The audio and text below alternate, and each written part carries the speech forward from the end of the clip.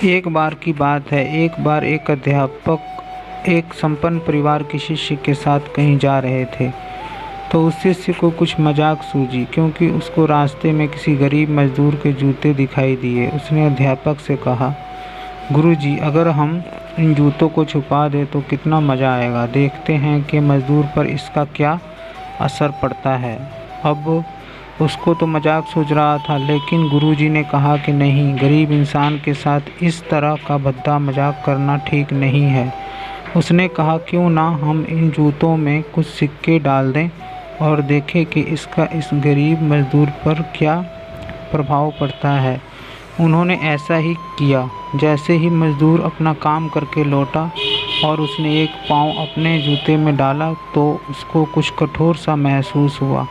उसने अंदर हाथ डाला तो उसको कुछ सिक्के दिखाई दिए। वह थोड़ा आश्चर्य में पड़ गया। आसपास किसी को देखा तो कोई भी दिखाई नहीं दिया।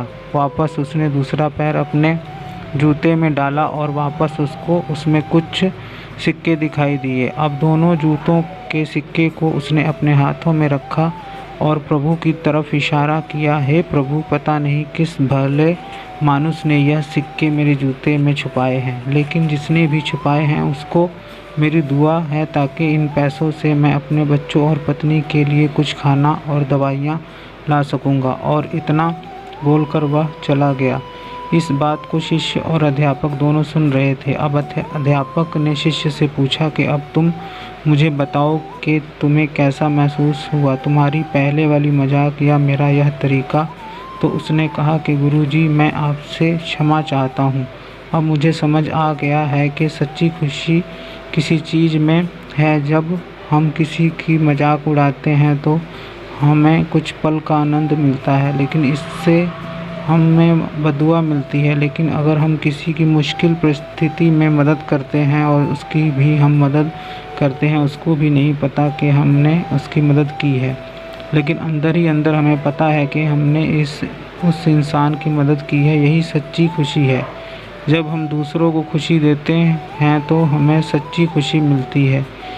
इसी तरह खुशियाँ बांटते रहिए, लोगों की मदद करते रहिए और दान करते रहिए। जिसके भी आप काबिल हो, जितना भी आपसे बन पड़े दान करें, लेकिन दान ज़रूर करें। इसका मतलब यह नहीं है कि आपको कंपलसरी या अनिवार्य रूप से इतने रुपए दान करने ही चाहिए, क्योंकि हर किसी की ज़रूरत अलग अलग हो सकती है। अगर आप किसी को पैसों का दान नहीं कर सकते तो कम से कम चीज़ों का दान तो कर ही सकते हैं। मुझे पूरी उम्मीद है कि यह कहानी आपको ज़रूर अच्छी लगी होगी।